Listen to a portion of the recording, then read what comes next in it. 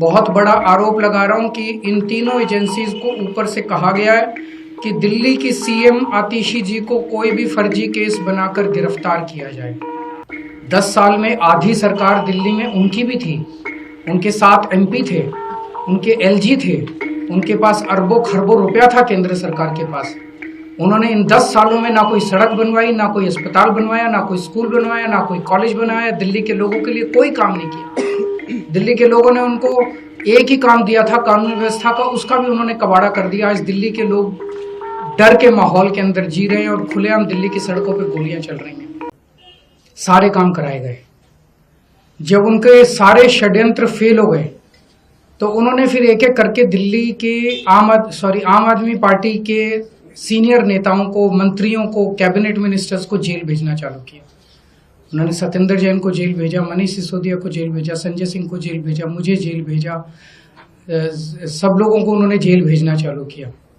उसके बावजूद भी काम नहीं रुके और कोई दूर दूर तक दिखाई नहीं दे रहा कि बीजेपी जीत रही है। अब बीजेपी को दिखने लगा है कि बीजेपी न केवल हार रही है बल्कि शायद भारत के इतिहास में उनकी ऐतिहासिक हार दिल्ली के चुनाव में बीजेपी की होने वाली है। बीजेपी के पास कोई नैरेटिव नहीं है, उनके पास ये बताने को नहीं है कि उन्होंने 10 साल में क्या काम किया। 10 साल में आधी सरकार दिल्ली में उनकी भी थी, उनके 7 एमपी थे, उनके एलजी थे, उनके पास अरबों खरबों रुपया था केंद्र सरकार के पास।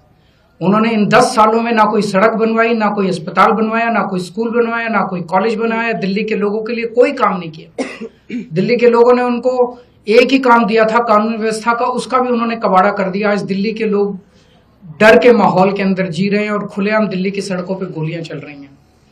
तो ना उनके पास कोई नैरेटिव है। वो ये नहीं बता पा रहे उन्होंने 10 साल में क्या काम किया। वो ये नहीं बता रहे कि अगर उन्हें वोट दो तो क्या काम करेंगे। वो केवल केजरीवाल वो गालियां दे रहे हैं, गालियों के बेसिस पे वो वोट मांग रहे हैं। उनके पास कोई सीएम चेहरा नहीं है, उनके पास कोई कैंडिडेट्स नहीं है, उनके पास कोई एजेंडा नहीं है चुनाव लड़ने के लिए। और दूसरी तरफ आम आदमी पार्टी एक पॉजिटिव कैंपेन कर रही है। हम ये बता रहे हैं लोगों को कि 10 साल में हमने ये काम किए, हमने स्कूल अच्छे किए, स्कूल शानदार किए, बच्चों की पढ़ाई का इंतजाम किया, आप लोगों के इलाज का इंतजाम किया, अस्पताल अच्छे किए, मोहल्ला क्लिनिक बनाए, बिजली 24 घंटे की, बिजली फ्री की, पानी की व्यवस्था की, घर घर पानी पहुंचाने का काम किया, महिलाओं की बस यात्रा फ्री करी, बुजुर्गों के लिए हमने तीर्थ यात्रा फ्री करी। हमने इतने सारे काम किए, इसलिए हम कह रहे हैं हमें वोट दो। आने वाले समय में हम महिलाओं को 2100 रुपए देंगे, बुजुर्गों का फ्री में इलाज कराएंगे, चाहे प्राइवेट हो चाहे सरकारी हो। हम ये काम करेंगे, हमें इन पे काम दो। हम अपने कामों पे वोट मांग रहे हैं, वो केवल और केवल गालियों पे वोट मांग रहे हैं और काम रोकने पे वोट मांग रहे हैं। अभी 3-4 दिन पहले हमने 2 योजनाएं चालू की, अनाउंस की। महिला सम्मान योजना, जिसके तहत हर महिला को चुनाव जीतने के बाद योजना लाई जाएगी जिसमें हर महिला को 2100 रुपए दिए जाएंगे। दिल्ली की कैबिनेट ऑलरेडी हजार रुपए की योजना मंजूर कर चुकी है और उसकी नोटिफिकेशन जारी हो चुकी है। लेकिन मैंने ऐलान किया था कि हम चुनाव जीत जाते हैं तो इसको बढ़ाकर 2100 कर दिया जाएगा। उसी तरह से बुजुर्गों के लिए हमने संजीवनी योजना ऐलान किया कि 60 साल से ऊपर के बुजुर्गों का सारा इलाज मुफ्त करवाएंगे, चाहे प्राइवेट हो चाहे सरकारी अस्पताल हो। इसमें जबरदस्त भीड़ लग रही है, लोग रजिस्ट्रेशन करा रहे हैं, लंबी लंबी लाइनें लग रही है, लोग हमारे दफ्तर आ रहे हैं और लोग बहुत खुश हैं, बहुत खुश हैं। कल शाम तक, कल रात तक लगभग 12.5 लाख महिला सम्मान योजना में रजिस्ट्रेशन हो चुके थे और 1.5-2 लाख बुजुर्गों के रजिस्ट्रेशन हो चुके थे। इस सब से बीजेपी बुरी तरह से बौखला गई है।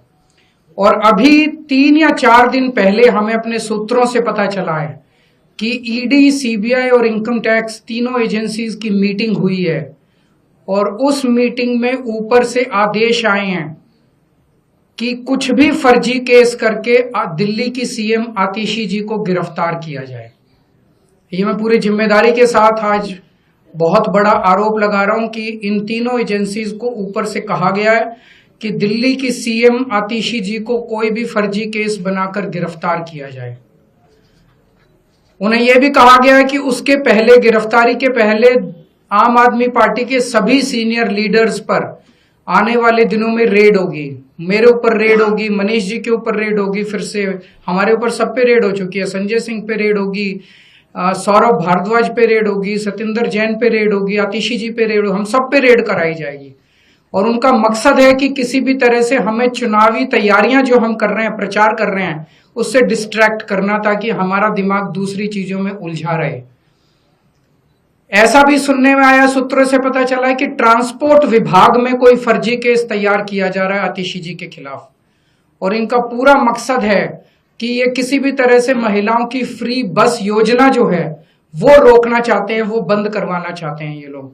तो ट्रांसपोर्ट विभाग में कोई फर्जी केस आतिशी जी के खिलाफ तैयार किया जा रहा है। हमें पूरा यकीन है कि लोग इस गंदे षड्यंत्र का, जो पिछले कई सालों से साजिशें रच रहे हैं, झूठे केसों में फंसा फंसा के हम लोगों को जेल में डाल रहे हैं, लोग इसका जवाब देंगे।